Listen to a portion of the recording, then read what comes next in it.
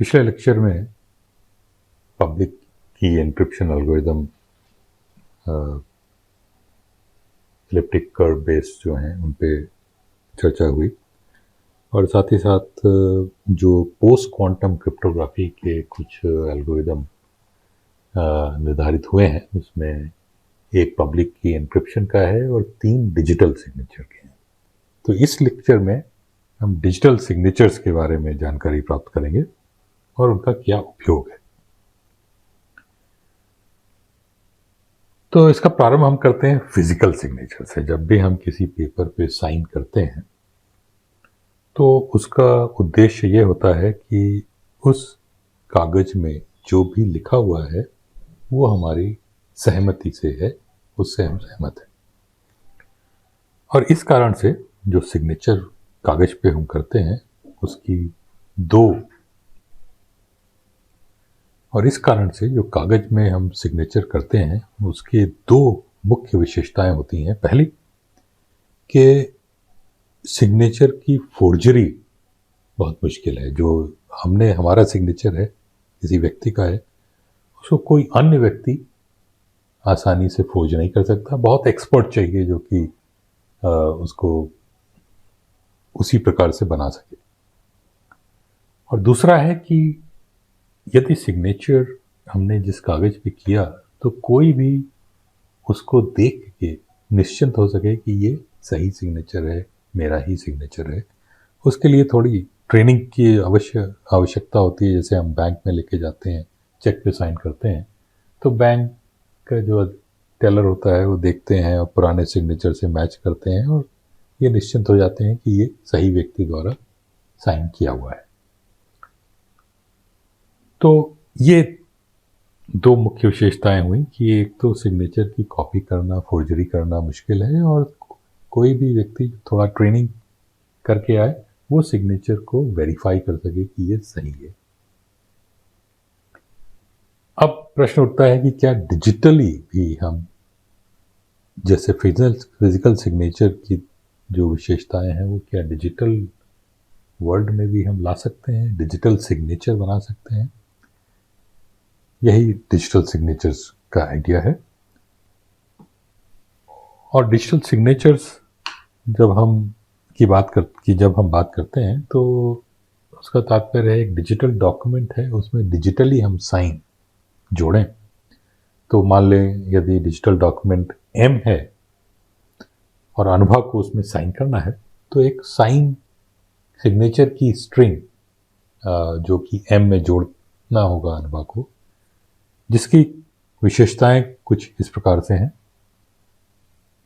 Digitally तो जब M को हम S से जोड़ते हैं तो डिजिटली तो सिग्नेचर को काट के निकालना और उस स्ट्रिंग को और किसी और अन्य स्ट्रिंग को लगा देना बहुत आसान है। लेकिन महत्वपूर्ण बात जो हमें चाहिए, जो विशेषता हमें चाहिए कि यदि M को किसी अन्य डॉक्यूमेंट से हम रिप्लेस करते हैं या फिर सिग्नेचर को हम किसी अन्य सिग्नेचर से रिप्लेस करते हैं तो वो मुश्किल है। मतलब इसका अर्थ है कि M और S में ऐसे आपस में संबंध हैं या इस तरह की कपलिंग है कि यदि M को हम किसी अन्य डॉक्यूमेंट से रिप्लेस कर देंगे या S को किसी अन्य सिग्नेचर से बदल देंगे तो वो कपलिंग टूट जाएगी और वो पता चल जाएगा। तो अनुभव के अलावा किसी अन्य को ये कपलिंग करना बहुत मुश्किल है। ये पहली विशेषता हमें चाहिए। और दूसरी कि कोई भी, चाहे ब्रज हो या कोई भी, वो ये कपलिंग को वेरीफाई कर सकता है कि M के साथ जब S जुड़ा है तो ये S वास्तव में अनुभव का ही सिग्नेचर है। तो अब प्रश्न उठता है कि इस प्रकार की विशेषताएं हम कैसे डिजिटल डॉक्यूमेंट में लेके आएं। और इसका एक थोड़ा सरप्राइजिंग आंसर ये है कि जो पब्लिक की एन्क्रिप्शन एल्गोरिदम हमने देखे, RSA और एलिप्टिक कर्व वाले, दोनों में से किसी भी एक को हम प्रयोग कर सकते हैं डिजिटल सिग्नेचर बनाने के लिए। और इसका उदाहरण मैं लूँगा RSA से, ECC वाला उदाहरण नहीं दूंगा। तो डिजिटल सिग्नेचर हम RSA के द्वारा कैसे करेंगे। आरएसए में जैसे पब्लिक की होती है, अनुभा की पब्लिक की EN है, और प्राइवेट की D है या DN है। N तो पब्लिक की का हिस्सा है, तो D प्राइवेट की का हिस्सा हो ना हो वो तो सबको ज्ञात ही है। अब मान लीजिए कि डॉक्यूमेंट M दिया हुआ है जिसको कि अनुभा को साइन करना है, और हम M को मानेंगे एक नंबर जो कि N से कम है। ये अपनी सुविधा के लिए है, अगर M बड़ा है तो भी किया जा सकता है, लेकिन अभी आसानी से हम इसको डिस्क्रिप्शन दे सकते हैं। यदि M का जब हम उसको एज ए नंबर देखते हैं तो वो N से छोटा है। अनुभा को साइन करना है M, तो सिग्नेचर जो अनुभा जन बनाती हैं वो है SM to the D modulo N।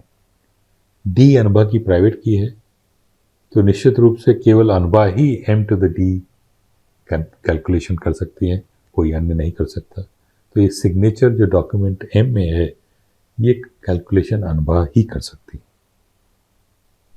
Verification Braj को या किसी अन्य को चेक करना है कि ये डॉक्यूमेंट और सिग्नेचर जो दिया हुआ है ये अनुभा द्वारा ही किया हुआ है, तो MS ये इनपुट है ब्रज के पास, और ब्रज को चेक करना है कि ये सिग्नेचर सही है अनुभा का या नहीं।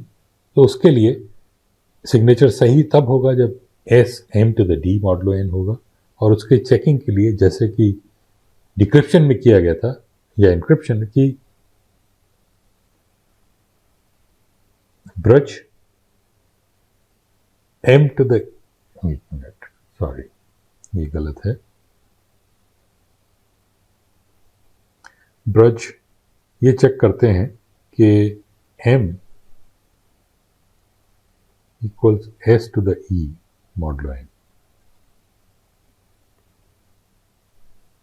Signature M to the D है, इसका eth पावर S का, तो ये अर्थात M to the ED modulo N। ये जैसे हमने RSA में देखा था M to the ED modulo N वास्तव में M ही हो जाता है।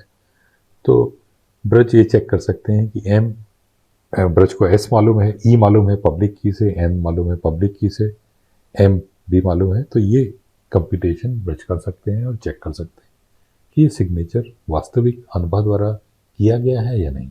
यदि अनुभा द्वारा नहीं किया गया है तो उस व्यक्ति को D नहीं मालूम, तो कुछ अन्य वैल्यू यहाँ पे होगी और तब ये इक्वेशन सेटिस्फाई नहीं होगी। तो दोनों ही जो विशेषताएं हैं कि अनुभा केवल अनुभा साइन कर सकती है, कोई फोर्जरी नहीं हो सकती, और हर कोई भी वेरीफाई कर सकता है, दोनों विशेषताएं RSA एन्क्रिप्शन की प्रॉपर्टीज या विशेषताओं से निकल के एकदम स्पष्ट आती हैं। इस प्रकार से RSA का प्रयोग करके डिजिटल सिग्नेचर हम कर सकते हैं, और डिजिटली जब हम डॉक्यूमेंट को साइन कर सकते हैं तो एक अलग सुविधा आती है कि जब भी किसी भी डॉक्यूमेंट डिजिटल डॉक्यूमेंट का ऑथेंटिकेशन करना है तो डिजिटली उसको किया जा सकता है। लेकिन जो अभी तरीका बताया उसके साथ कुछ समस्याएं हैं। एक समस्या ये है कि जब मान लीजिए डॉक्यूमेंट जिस पे सिग्नेचर करना है वो काफ़ी बड़ा है, तो उसके लिए RSA का अगर हम प्रयोग करेंगे तो उसको सबसे पहले हमें छोटे छोटे ब्लॉक्स में विभाजित करना होगा, हर एक ब्लॉक जिससे कि नंबर N से कम हो, और हर एक ब्लॉक को अलग साइन करना होगा, और तो हर एक ब्लॉक का सिग्नेचर अलग होगा। अगर M को हम K ब्लॉक्स में विभाजित कर रहे हैं M1 to MK, हर एक का सिग्नेचर ऐसा ही अलग होगा ब्लॉक MI का। तो अब समस्या ये होगी कि यदि अनुभा ये डॉक्यूमेंट M है और उसके साथ सिग्नेचर का block S1, S2, S3, S के जोड़ के सिग्नेचर S बनाती हैं और M के साथ रखती हैं, तो ईला जो है अनुभा द्वारा दो डॉक्यूमेंट इस प्रकार के साइन किए हैं उनको लेके ब्लॉक्स को शफलिंग कर सकती है। एक डॉक्यूमेंट से दो ब्लॉक लिए, दूसरे डॉक्यूमेंट से 3 ब्लॉक लिए और दोनों को जोड़ दिया, तो ये एक नया डॉक्यूमेंट बन गया और जो सिग्नेचर है वो सब सही है अनुभा के उसमें। तो ये प्रकार की फोर्जरी ईला या अन्य किसी के द्वारा की जा सकती है बड़ी ही आसानी से। इसके साथ एक अन्य प्रॉब्लम यह है कि अगर डॉक्यूमेंट काफ़ी बड़ा है तो हर एक ब्लॉक का सिग्नेचर करने में समय लगता है, तो काफ़ी अधिक समय लग जाएगा डिजिटली साइन करने में। तो इन कारणवश सबसे अच्छी स्थिति तब होगी जबकि कोई भी डॉक्यूमेंट साइन करना हो तो केवल अंततः एक ही ब्लॉक पे अनुभा का सिग्नेचर हो। किसी प्रकार से डॉक्यूमेंट को एक कंप्रेस करके हम एक ब्लॉक में लेके आए और उस ब्लॉक को अनुभा साइन कर दे, तो इस तरह की जो समस्याएं मैंने अभी दिखाई हैं वो नहीं होंगी। ये कंप्रेशन, जो कि कोई डॉक्यूमेंट कितना भी बड़ा हो उसको कंप्रेस करके एक ब्लॉक या उससे छोटा बना दे, ये हैशिंग द्वारा किया जाता है। तो हैशिंग क्या है? हैशिंग एक फंक्शन है जो कि इनपुट लेता है कोई भी डॉक्यूमेंट, उसको 0 1 स्टार से यहाँ दिखाया गया है। इसका अर्थ है कि कोई भी sequence of zeros and ones ले लिया और उसका आउटपुट होता है एल बिट स्ट्रिंग, एक जीरोज एंड वंस की सीक्वेंस जो एग्जैक्टली एल बिट जितनी इसकी साइज है। और तो ये हैश फंक्शन h जो है कोई भी कितना भी बड़ा डॉक्यूमेंट हो उसको कंप्रेस करके एल बिट डॉक्यूमेंट में परिवर्तित कर देता है। लेकिन इसकी हमें कुछ विशेषताएं भी चाहिए। एक तो ऐसा नहीं होना चाहिए कि दो डॉक्यूमेंट को हैश जो h अप्लाई करें उस पर और एक ही आउटपुट उसका निकल के आए, क्योंकि यदि एक ही आउटपुट निकल के आता है और अनुभा उस आउटपुट ब्लॉक को साइन करती हैं तो फिर ये कोई भी निश्चित नहीं कर सकता कि वास्तव में अनुभा ने किस डॉक्यूमेंट को साइन किया हुआ है। तो ईला के लिए ये बहुत आसान फुर्जरी होगी कि अनुभा ने एक डॉक्यूमेंट को साइन किया, ईला ने दूसरा डॉक्यूमेंट ले लिया जो कि जिसकी की हैश वैल्यू वही है, हैश h फंक्शन जब उस पर अप्लाई करते हैं तो आउटपुट वही आता है और सिग्नेचर तो उस हैश आउटपुट पे ही किया है तो सिग्नेचर अनुभा का वही रहेगा। तो अनुभा जो है डॉक्यूमेंट m को ही बदल सकती है किसी अन्य डॉक्यूमेंट से। लेकिन ये संभव नहीं है क्योंकि हैश फंक्शन h जो है किसी भी साइज की स्ट्रिंग को एल बिट स्ट्रिंग में परिवर्तित कर रहा है। तो निश्चित रूप से ही ऐसी बहुत सारी स्ट्रिंग्स होंगी जो कि एक ही आउटपुट पे परिवर्तित होंगी। तो इस समस्या का कोई समाधान दिख नहीं रहा है, लेकिन फॉर्चुनेटली एक समाधान अच्छा सा है। अगर मान लेते हैं कि हैश फंक्शन h इस प्रकार का है कि वो दो डॉक्यूमेंट या बहुत सारे डॉक्यूमेंट को परिवर्तित करेगा एक ही आउटपुट में, लेकिन कोई ऐसे डॉक्यूमेंट दो ढूंढना जो कि हैश फंक्शन एक ही आउटपुट पे परिवर्तित कर रहा है वो बहुत मुश्किल हो। यदि ये मुश्किल है तो ईला के लिए ये बहुत मुश्किल काम होगा कि दो डॉक्यूमेंट, अनुभा ने एक डॉक्यूमेंट साइन किया, उसका एक अन्य डॉक्यूमेंट ढूंढना जो कि जिसका कि हैश आउटपुट वही है जो अनुभा के डॉक्यूमेंट का है। तो यदि ईला के लिए बहुत मुश्किल काम है तो भी हमारी समस्या का समाधान हो जाएगा।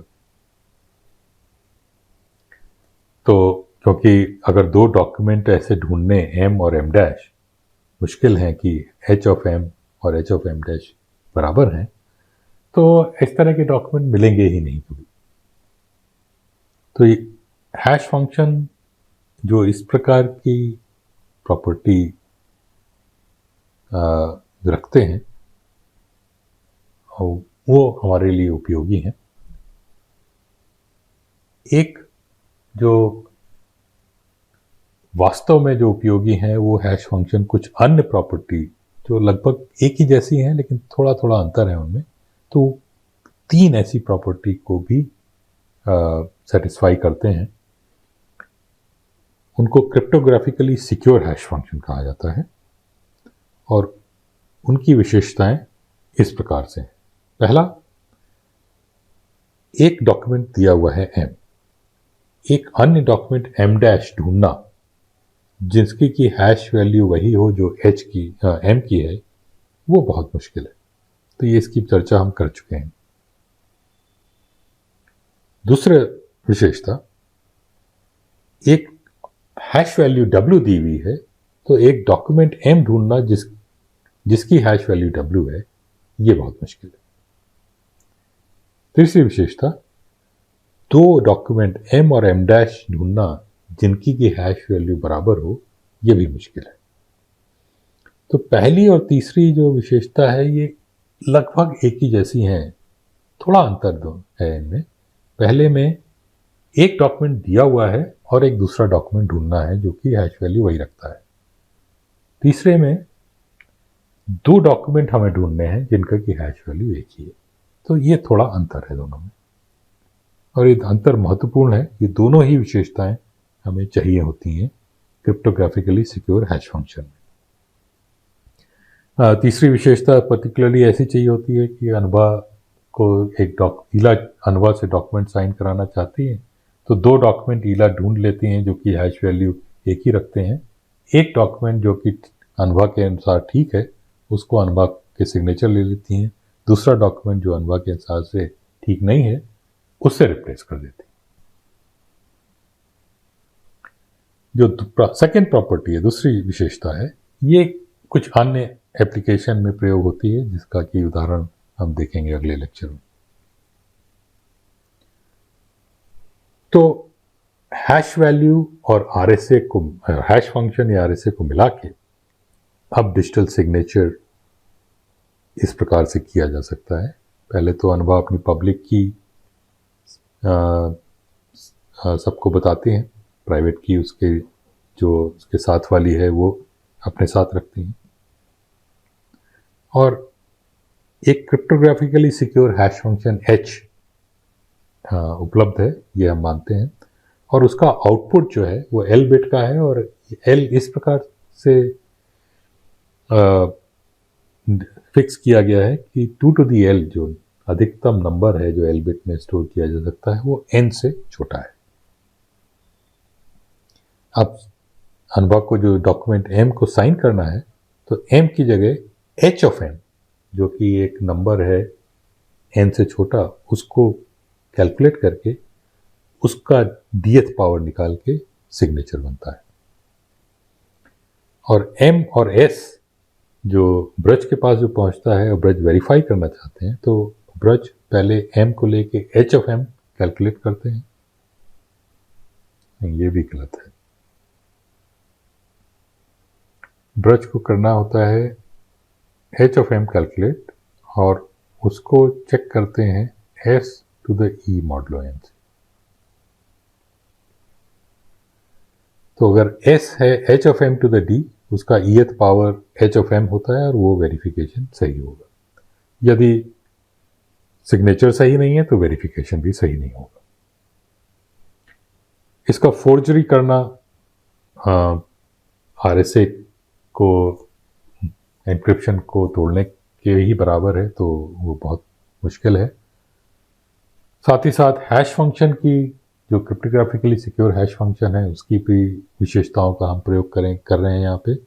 फोर्जरी इस प्रकार की भी हो सकती है कि डॉक्यूमेंट M को किसी अन्य डॉक्यूमेंट से रिप्लेस कर दिया, सिग्नेचर वही रखा, लेकिन वह सिग्नेचर सही चलने के लिए दोनों डॉक्यूमेंट का हैश एक ही होना होगा, जो कि क्रिप्टोग्राफिकली सिक्योर हैश फंक्शन की विशेषताओं की वजह से संभव नहीं है।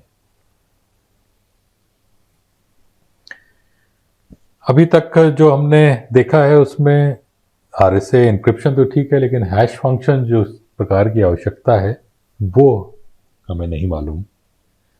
तो ये हैश फंक्शन की चर्चा सन 1980 के दशक से प्रारंभ हुई थी और उस समय कई हैश फंक्शन बनाए गए, लेकिन सब में कोई ना कोई समस्या थी, वो सिक्योर नहीं थी।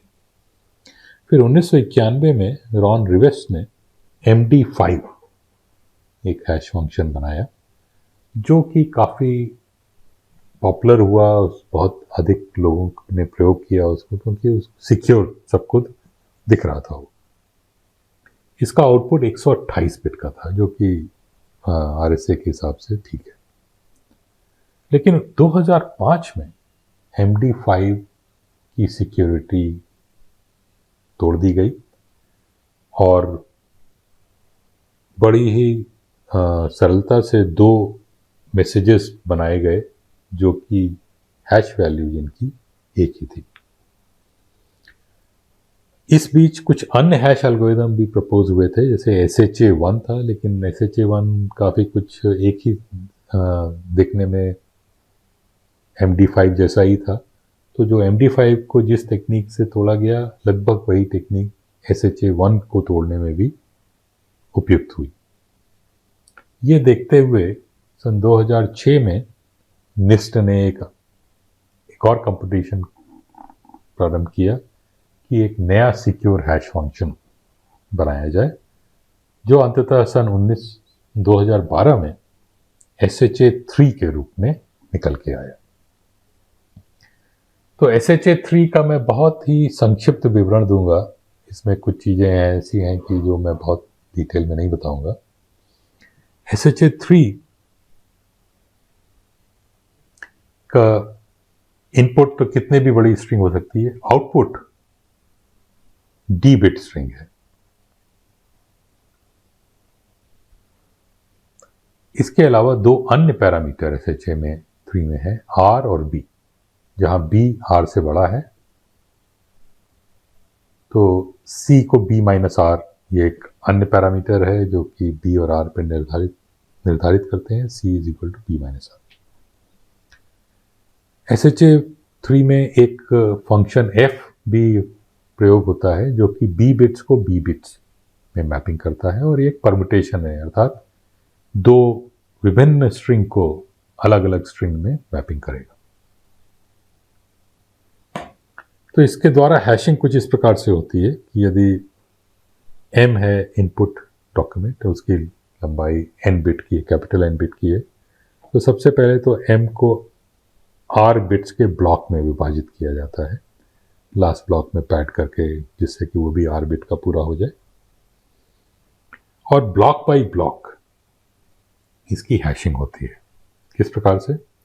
प्रारंभ होता है S0, एक इंटरनल वैल्यू है, वो केवल B बिट की है और जो ऑल जीरोस, और फिर इसका प्रयोग करके और फंक्शन f का प्रयोग करके SI I1 to T, इसमें जो इनपुट मैसेज है उसको T ब्लॉक्स में विभाजित किया गया है। तो इन I1 to T तक, मतलब T बार f का प्रयोग होता है। SI = f of SI-1, जो पिछले ऑपरेशन में जो SI की वैल्यू थी, ये B बिट का है। MI R बिट का है और उसमें 0 to the C zeros append किए गए हैं, जिससे कि ये भी B बिट वैल्यू हो गई। SI B बिट वैल्यू है, दोनों का बिटवाइज XOR लिया गया। इस पे ये तो अंततः ये भी B बिट वैल्यू है, इस पे फंक्शन f अप्लाई किया, ये डिफाइन करता है SI को। इसके बाद SI+1, SI+2, अंततः ST तक ये हम इस प्रकार से कैलकुलेट करेंगे। एक बार ST कैलकुलेट हो गया, उसके पश्चात ST+1 कैलकुलेट भी होगा, और उसके लिए केवल f का प्रयोग होगा। ST+1 = f of ST, ST+2 = f of ST+1। इस प्रकार से कुछ और SS कैलकुलेट करेंगे, और हर एक ST से लेके ST+1, ST+2 पहली R बिट ZI निर्धारित होगी। या इसका तात्पर्य है कि ZI या Z0 है ST की पहली R बिट, Z1 है ST+1 की पहली R बिट, Z2 है ST+2 की पहली R बिट्स, और इनको कॉन्कैटनेट करके जिससे कि D बिट स्ट्रिंग बन जाए, आउटपुट आएगा। तो इस प्रकार से ये SHA हैशिंग एल्गोरिदम काम करता है। पहले इनपुट को ब्लॉक्स में विभाजित करता है, फिर हर एक ब्लॉक बाय ब्लॉक उसको एस वैल्यूज़ को निकालता है इन इनपुट ब्लॉक्स का प्रयोग करके, और उसके बाद ब्लॉक बाय ब्लॉक, इसमें इनपुट ब्लॉक तो नहीं होता है लेकिन उसके बाद आइटरेट करके आउटपुट वैल्यू निकालता है। इन पैरामीटर्स की वैल्यू में बी जो है वो नॉर्मली 1600 का प्रयोग होता है, और जो SI है इसका मतलब 1600 बिट की स्ट्रिंग है, उसको जैसे कि AES में किया था 16 बाइट की वैल्यू को 4x4 मैट्रिक्स के रूप में देखा गया था, उसी प्रकार 1600 बिट्स की वैल्यू को 5x5 64 बिट के एलिमेंट या 64 बिट का स्ट्रिंग के रूप में देखा जाता है। तो जिससे कि 5x5 25 हो गए, 25 गुणे 64 1600 होता है। अब फंक्शन f पर आते हैं। फंक्शन f के अंदर 24 राउंड हैं, जैसे कि AES में 10 राउंड थे, DS में 16 राउंड थे, तो फंक्शन f भी 24 राउंड में कंप्यूटेशन होता है, और हर एक राउंड में 5 ऑपरेशंस होते हैं। वो कुछ इस प्रकार से हैं जिनका कि मैं वर्णन नहीं करूंगा, यहाँ पे लिख दिया है मैंने, लेकिन इसका उद्देश्य यही है कि जो भी इनपुट ब्लॉक्स आए मैसेज से, उनको प्रयोग करके और ये जो ऑपरेशंस हैं जो सरल ऑपरेशंस हैं जिससे कि जल्दी से किए जा सकें, और ऐसे ऑपरेशंस हैं कि उनको सिक्योरिटी, जो सिक्योर हैश फंक्शन की विशेषताएं हैं वो भी बनी रहें, और SI को SI+1 SI+2 इस प्रकार से कंप्यूटेशन होती रहती है। जो अन्य पैरामीटर हैं वो 4 सजेस्टेड वैल्यूज हैं। आउटपुट D का जो था आउटपुट था, D की वैल्यू 4 हैं, 224, 256, 384, 512, और इसी के साथ जुड़ी हुई R तथा C की वैल्यूज हैं।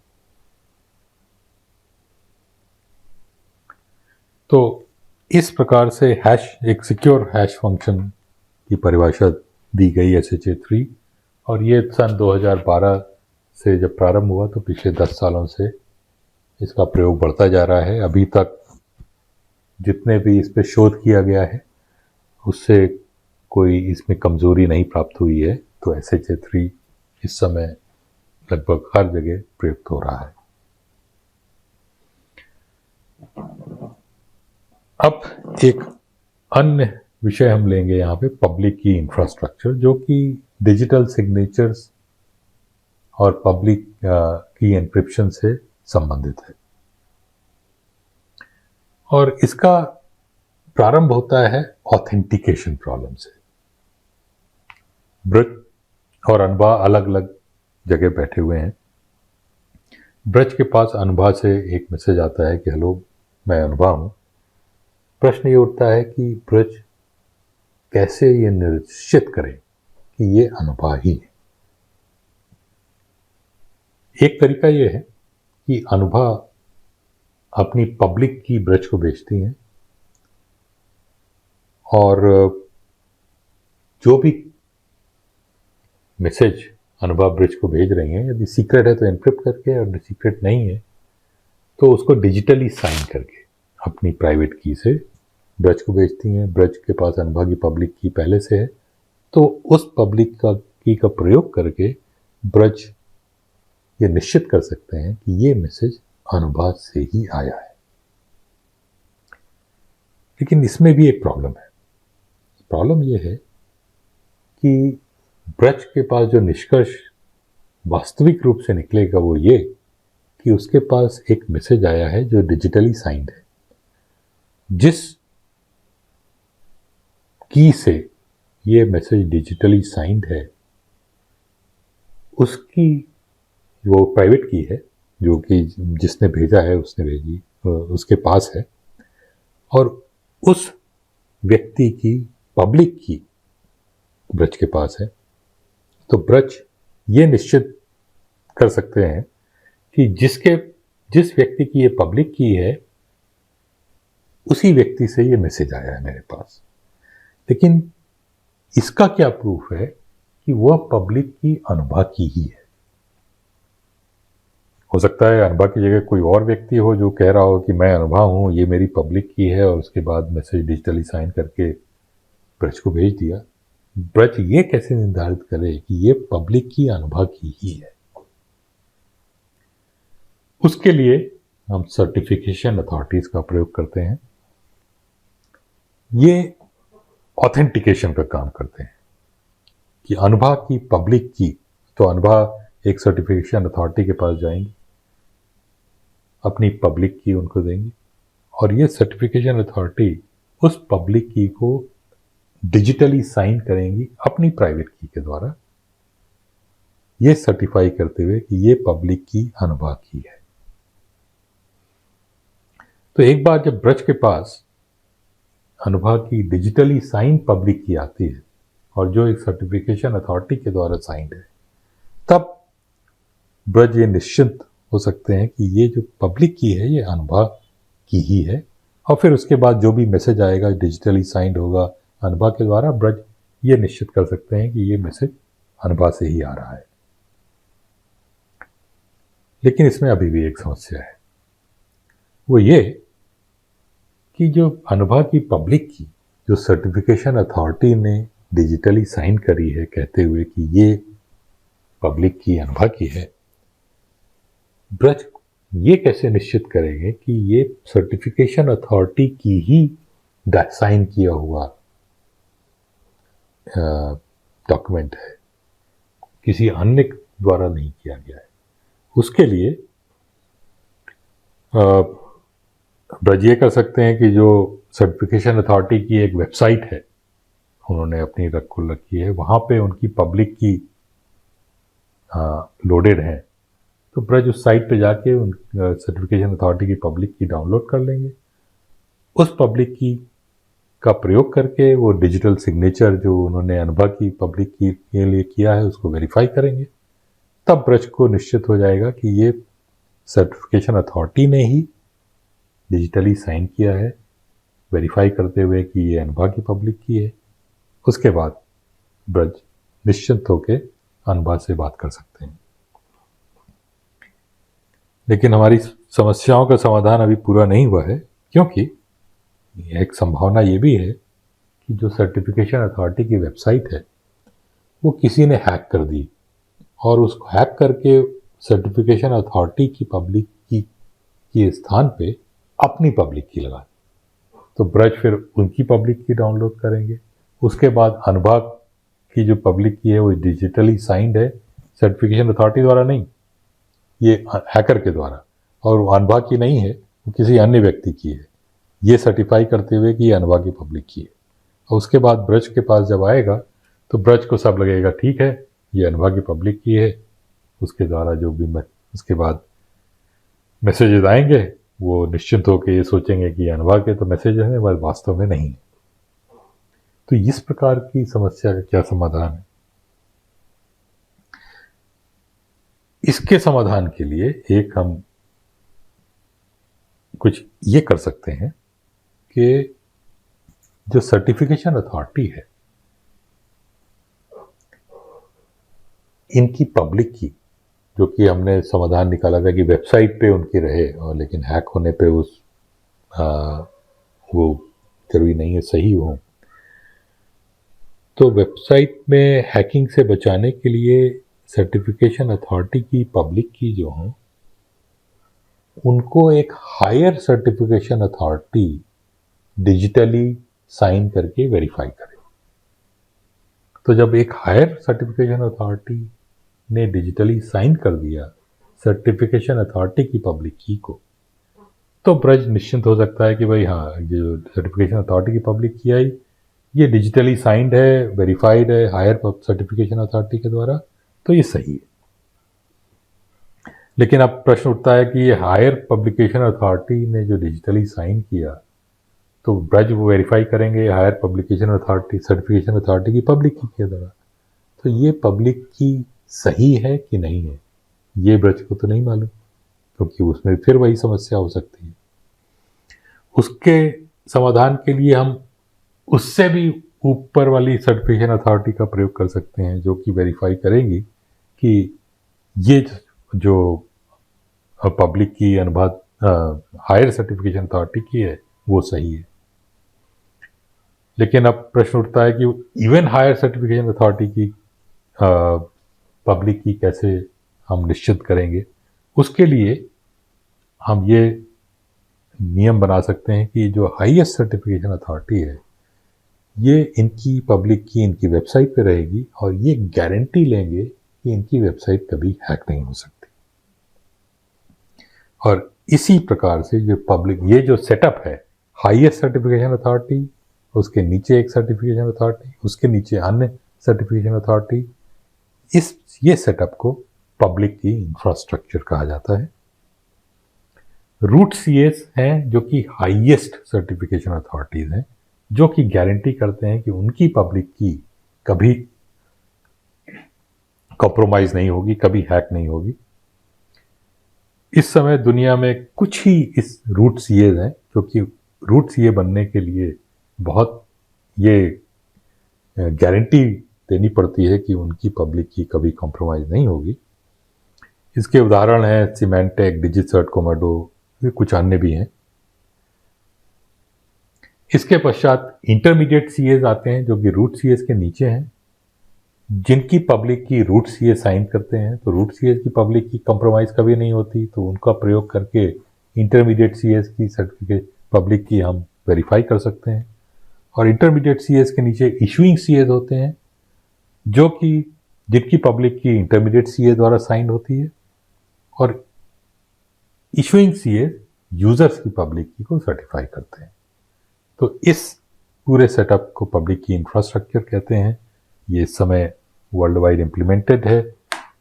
तो आप जब कभी वेबसाइट पे किसी के जाते हैं तो उसमें देखते होंगे यूआरएल HTTPS का प्रयोग करके, तो जब यूआरएल में कोई ग्रीन लॉक दिखता है, जब ग्रीन लॉक दिखता है इसका अर्थ ये है कि उस वेबसाइट की जो पब्लिक की है वो सर्टिफाइड है पूरे पब्लिक की इंफ्रास्ट्रक्चर की चेन के द्वारा। इसलिए हम निश्चिंत होकर ये मान सकते हैं कि ये वेबसाइट सही है। कुछ अन्य वेबसाइट पे इस प्रकार का लॉक नहीं दिखता, तो उनके बारे में निश्चिंतता नहीं हो सकती कि ये सही है कि नहीं। तो जो बेसिक क्रिप्टोग्राफी के कंसेप्ट्स थे, ये इन लेक्चर्स में मैंने प्रयास किया है आपको बताने का। अब अगला लेक्चर आखिरी लेक्चर होगा जिसमें इन कंसेप्ट के एप्लीकेशंस के बारे में चर्चा मैं करूंगा। कुछ एप्लीकेशंस तो बता ही चुके हैं। एन्क्रिप्शन का सबसे महत्वपूर्ण एप्लीकेशन तो कोडिंग है, सीक्रेट मैसेज को रखना है, वो तो हम बात कर ही चुके हैं। डिजिटल सिग्नेचर के एप्लीकेशन की भी बात कर चुके हैं, पब्लिक की एन्क्रिप्शन के एप्लीकेशन की बात कर चुके हैं। तो उनके अलावा या वही एप्लीकेशंस के बारे में कुछ और चर्चा करेंगे, साथ ही साथ कुछ नए एप्लीकेशंस भी हम देखेंगे।